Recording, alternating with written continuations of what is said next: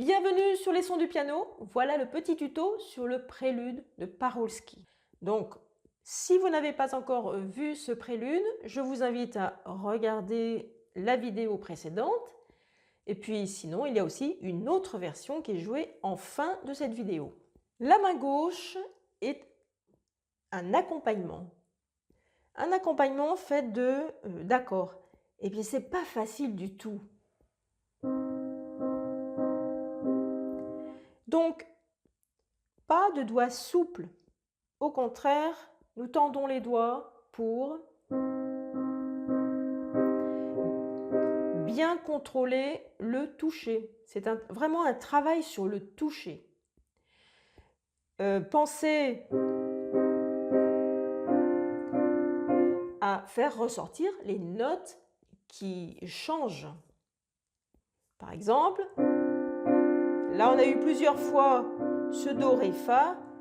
Ensuite,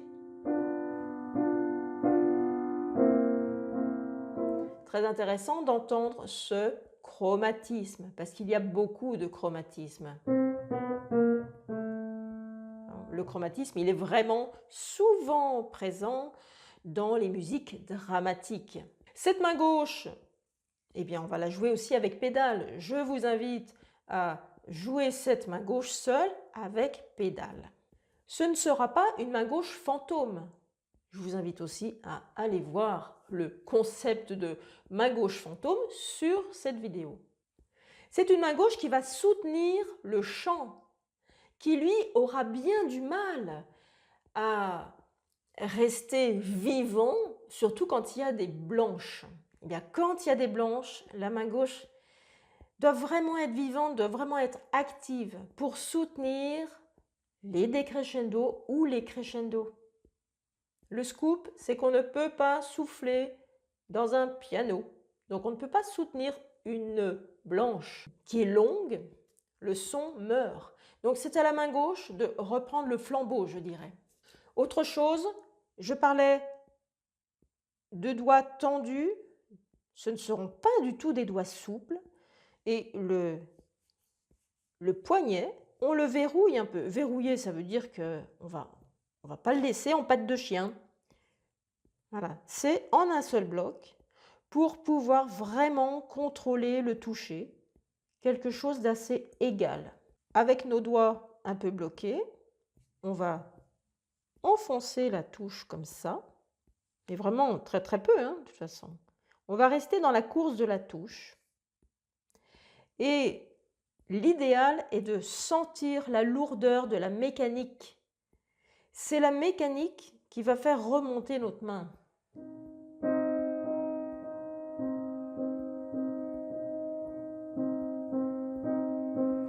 On est actif dans la descente, mais passif dans la remontée. Et comme ça, on aura un son égal. Voilà pour la main gauche. La main droite, je disais qu'elle a un chant avec peu de notes. Et on va essayer de conduire cette phrase. Notre objectif, eh bien, c'est comme quand on grimpe sur une colline plus ou moins haute.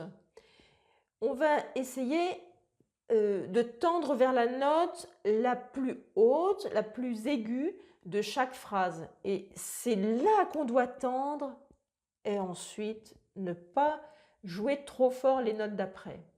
La difficulté de cette pièce, c'est de ne pas être ennuyeux. Donc, faire beaucoup de contrastes, essayer de jouer très très très doux, ça on ne le fait pas assez. Je suis sûre qu'on a vraiment des ressources pour jouer beaucoup beaucoup plus doux. Et là, on va rencontrer la musique. Autre chose pour la main gauche, la difficulté, c'est de limiter le pathos. Et quand on le fait un peu déborder, eh bien ça fait une main gauche qui n'est pas régulière. Et je tombe très facilement là-dedans, comme beaucoup de pianistes.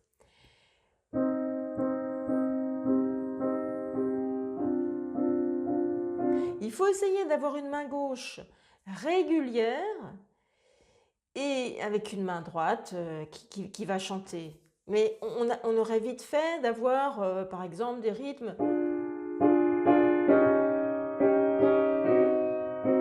parce qu'on a envie de faire, enfin dire, d'appuyer sur les temps et de s'étendre, de s'épancher.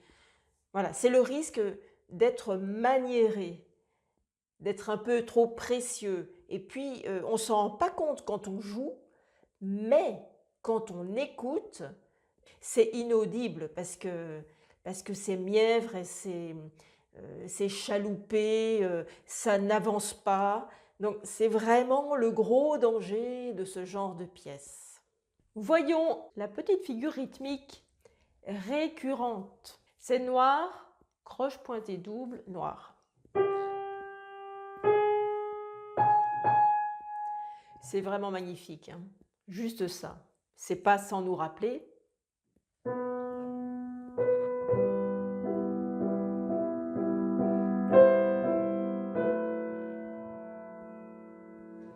Sauf que là, chez Chopin, on l'a qu'une fois. Je vais vous les jouer les unes après les autres et vous allez voir cette progression. Donc le premier.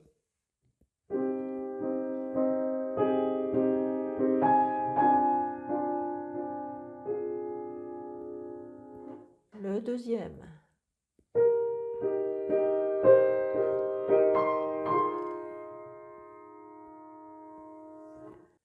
Le troisième ascendant, c'est la même chose, hein.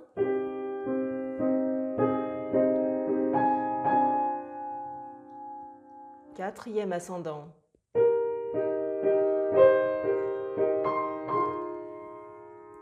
Et à la fin.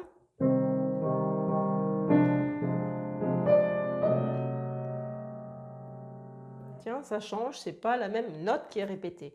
Et puis celui qui descend,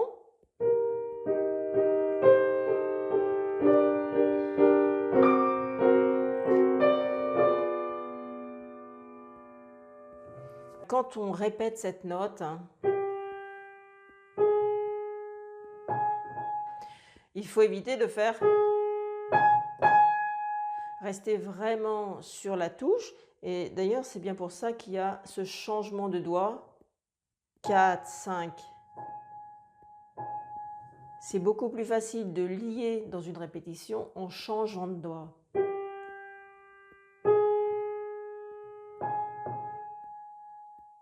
Parlons de la mesure 20.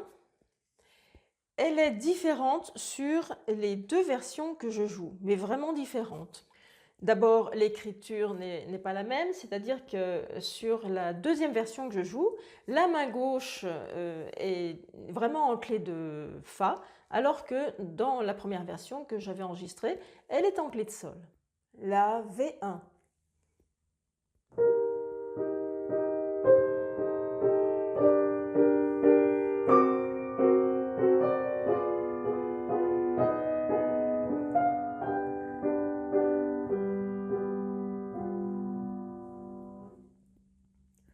Et la V2, un petit peu plus acrobatique.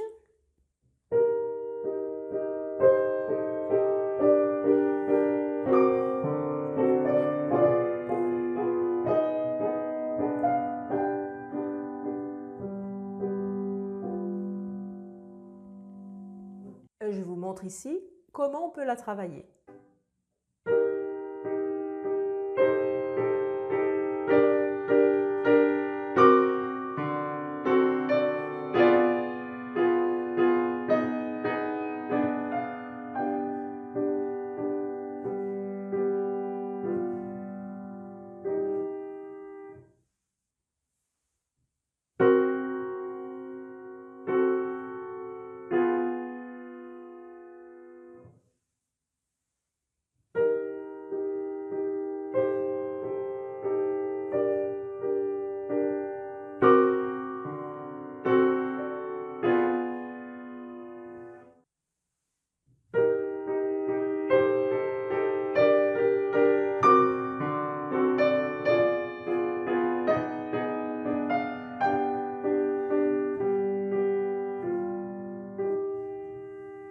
Un dernier point d'attention sur une basse. Il y a deux croches, mais elles sont liées. Il vaut mieux avoir écrit deux croches liées qu'une noire. C'est plus évident, on voit qu'il y a toujours ces 3 croches là. Ce sont des triolets, on n'est pas dans une écriture de 6/8. Alors ça ferait, je prends sur la troisième mesure.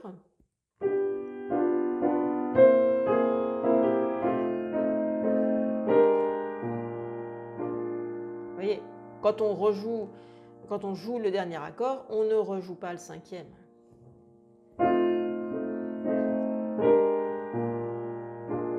Et on change la pédale sur cet accord et on reprend. Vous aimez mes vidéos, vous aimez cette chaîne qui vous apporte beaucoup de valeurs techniques, musicales, et bien pensez à liker, pensez au clap, c'est le commentaire, le like, l'abonnement et le partage. À bientôt sur les sons du piano.